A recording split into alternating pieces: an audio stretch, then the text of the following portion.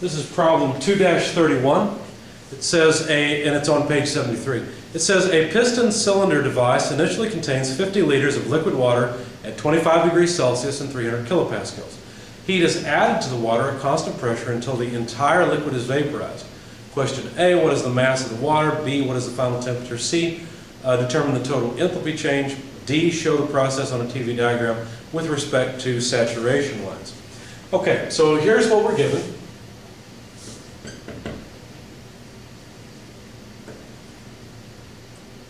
Piston cylinder device with water in it. Heat's transferred into the water. The volume for state 1 is 50 liters, and of course the system I'm taking is just the water beneath the piston. The initial temperature is 25 degrees Celsius. The initial pressure is 300 kilopascals. Okay, so then that goes over to state 2. And if heat is added, then we expect the volume of the system to go up. But let's read this because there's something very important here. It says that heat is added to the water at constant pressure. So the pressure in state 2 is equal to the pressure in state 1. It's still 300 kilopascals. But there's something else very important. It says that the heat is added to the water until the entire liquid is vaporized. Now, if there's one more drop of water, we'll add a little more heat until that droplet is vaporized. That's what the problem is saying. Now, that's a very important state. When the very last drop of water has disappeared and is now vapor, then what we're dealing with in the system is a saturated vapor. All of the water in the piston cylinder device is steam, and it's saturated steam. And so there's something very important. There's a way we can write that mathematically, and that is using quality. The quality in state 2 is exactly 1.0. In other words, the percentage of the mass that's in the gas phase out of the total mass is 100%. So that's something that's very important. Okay? All right, we're supposed to find, first of all, what is the mass of the water? Well, let's see. What do we know? We know the pressure and the temperature of the water initially, so we should be able to look up these two pieces of information to find out anything else we need to know. The water should be completely defined by those two properties. So if we go to our tables and look up a temperature of 25 degrees Celsius, let's say you go to page 848, look up, and please do follow along with this in your book if you're watching the video. Look up 25 degrees Celsius, and you'll see that the saturation pressure is 3.169. Now, our pressure is higher than that. Now, what that means is that the water can't be close to boiling. There's too much pressure on top of it to prevent it from boiling off. Another way of coming to this conclusion is that the water is subcooled. Another way of coming to that conclusion is to look at the pressure, 300 kilopascals. If you look that up on page 850, which is the saturated water pressure table, then you should look for 0.3 megapascals. And at that line, the temperature required is 133.55 degrees Celsius for boiling. We are the system is well below that temperature.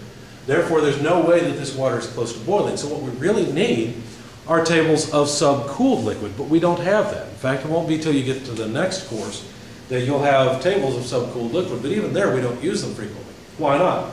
Well, it turns out that the properties of things typically don't depend very much on pressure. They depend a lot on temperature, though, or to a much larger extent, they depend on temperature. In fact, temperature is one of the most important variables to control in every industry. But in any case, the temperature of 25 degrees Celsius is what we're going to use to come up with properties. And what we'll do is simply go to the saturation tables, look up the temperature table, and read off whatever property we want. Well, that's a good question. What property do we want? Well, we've got a volume of 50 liters. Now, if we only knew the specific volume, we know that specific volume is total volume divided by mass. So if we knew this, so we have the volume in state 1. If we knew the specific volume in state 1, we could simply rearrange this and say, well, then the mass in the system must be equal to the total volume divided by the specific volume. Well, the specific volume we can actually get at because it's simply a property that would depend on temperature. So we should be able to look up the specific volume, and we have to consider what we're looking at. We said it was a subcooled liquid, so we'll look up liquid properties, V sub F in other words. So we're going to use this to get V sub F, and we're going to use that here and say that this should be approximately close, or approximately, it should be a good approximation. Okay? So all we need is the specific volume from a temperature of 25 degrees. You should go and try to find it now. Once you do that, you will find that at a temperature of 25 degrees Celsius, the specific volume of saturated liquid is 0.001003 cubic meters per kilogram. So, a total volume of 50 liters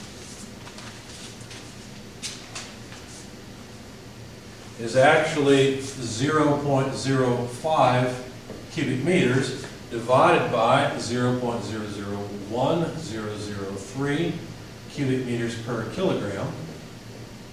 Sorry, I crossed off the wrong thing. That's kilograms. The cubic meters go away, and you find that the mass in the system must be about 49.85 kilograms. So there's our first result, our first answer that we were asked to find. The next question is, what's the saturation temperature? Or how did they put it? What is the final temperature?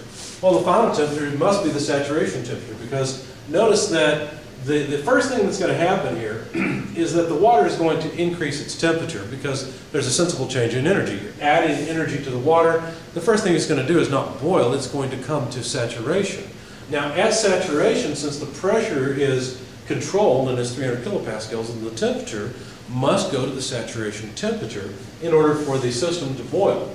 So if the system is boiling, if the liquid is boiling off going to the vapor, only after the last drop of liquid has been boiled off can the temperature be anything other than the saturation temperature. So all we have to do is say, well, the saturation temperature at a pressure of 300 kilopascals is 133.55 degrees Celsius. Well, hang on, how did I get that? Well, all I did is I went to the pressure table on page 850. I looked up 300 kilopascals, or 0.3 megapascals, and read off the saturation temperature, 133.55 degrees Celsius. So you need to become familiar with the steam tables and understand them and know how to use them, especially the saturation tables. Okay, so then what? Well, they wanted us to find the enthalpy change between states 1 and 2. So they wanted us to find H2 less H1. By the way, that's one of our answers. Okay, so we just need the enthalpy in state 2, we need the enthalpy in state 1. Well, how could we do that? Well, the enthalpy in state 2 would have to be the enthalpy of saturated vapor, because that's the only thing that's present. The only thing that's here is saturated vapor at 300 kilopascals, or if you will, at 133.55 degrees Celsius. So this would just be Hg, let's say at 300 kilopascals, since that's the specification that was given. Okay?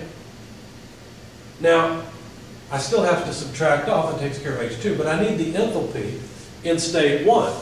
Well, once again, the enthalpy in state 1 is going to depend more on temperature than it will on pressure. We don't have the enthalpy in state 1. We would need a subcooled or a compressed liquid table in order to write that down. We don't have it. We will have to approximate H1, the enthalpy in state 1, as the enthalpy of saturated liquid. Now, this is a good approximation.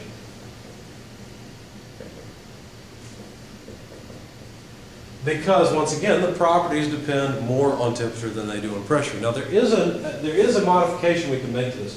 We can add something to this to make the approximation even more accurate. And I don't recall if you learned that in this class or the next, the follow-on course. It doesn't matter right now. It turns out that that little additional term doesn't change the value much at all. So it's pretty much negligible. But so again, at a temperature of 25 degrees Celsius, if you look up 25 degrees Celsius, you would go to page 848, look up 25 degrees Celsius, and you would want to find HF, not Hg, because remember, this is all in the liquid phase. So if you do that, let's do it this way, at T1, if you do that, what you find is that the enthalpy is about 104.89, in fact, it's exactly 104.89 kilojoules per kilogram for HF, which we're going to use to approximate H1, or the enthalpy in state 1. So that takes care of H1. This is just H. Let's see, let me erase this. I don't know why I wrote that H so big. Let's try again. So this is the enthalpy of saturated vapor at 300 kPa, less the enthalpy of saturated liquid at 25 degrees Celsius. Now wait a second, I thought I said that enthalpy depends more on temperature than it does pressure. That's true, but we were given 300 kilopascals. I could look that up, or I could look up 133.55 degrees Celsius. They're on the same line. So it won't matter which one I look up, that's the result for Hg. Okay? I just wrote it this way because that's literally what I looked up was 300 kilopascals.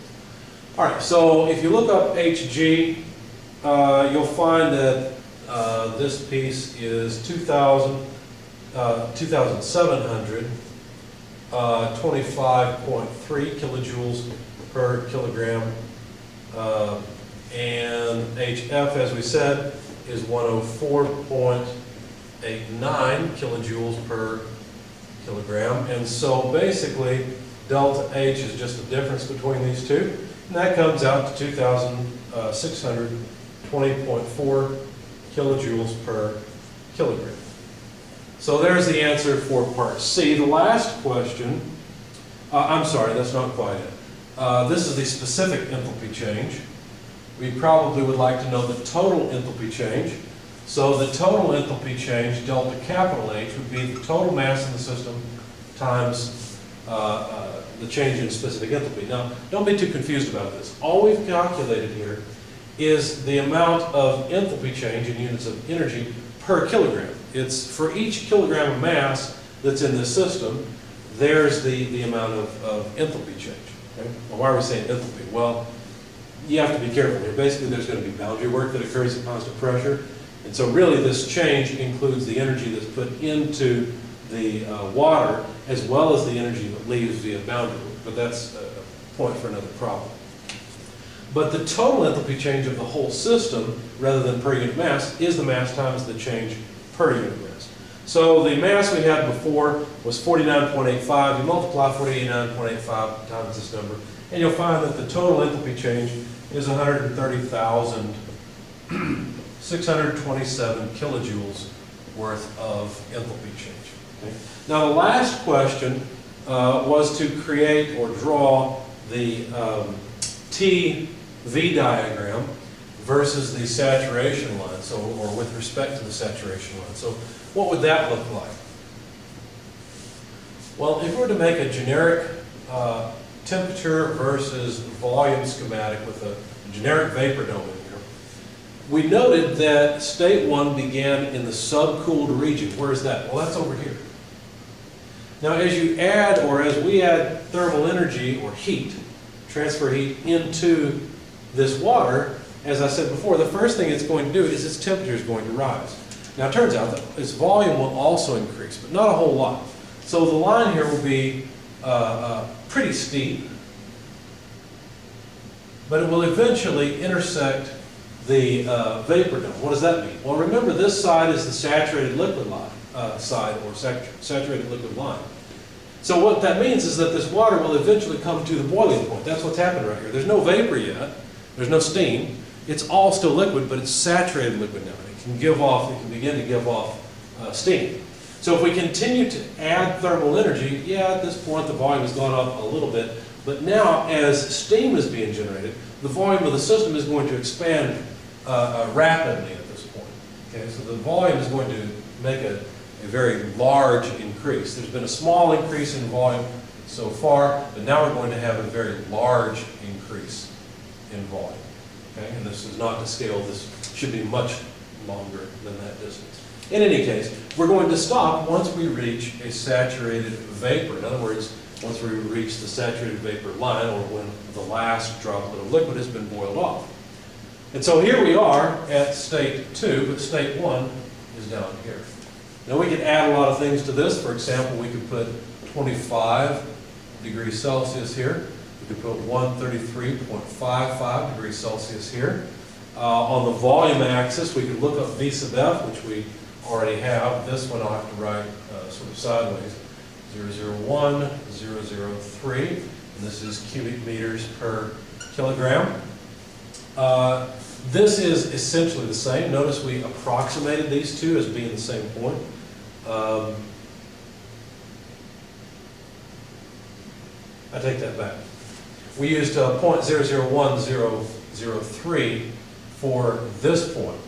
We approximated the specific volume here as the specific volume here because we used V sub f. So this would be 0.001003. This point we can actually look up. All we'd have to do is go to, we may as well do it. All we'd have to do is go to 300 kilopascals or 0.3 megapascals and read off V sub f. And that number on page 850 is 0.001073, so the specific volume increases a bit at that point. But then this point, so this is V sub f at 300 kilopascals. You should look it up and make sure you know where it's at. But this point would be the specific volume of saturated vapor at 300 kilopascals. Now the saturated vapor is 2 orders of magnitude larger. That's why I said there should be a lot larger difference between these two than these. And that is 0.6058 cubic meters per kilogram. All I did was I looked up V sub f here, excuse me, V sub g, and V sub f here. Both of these are at 300 kilopascals, and this one is V sub f at 25 degrees Celsius.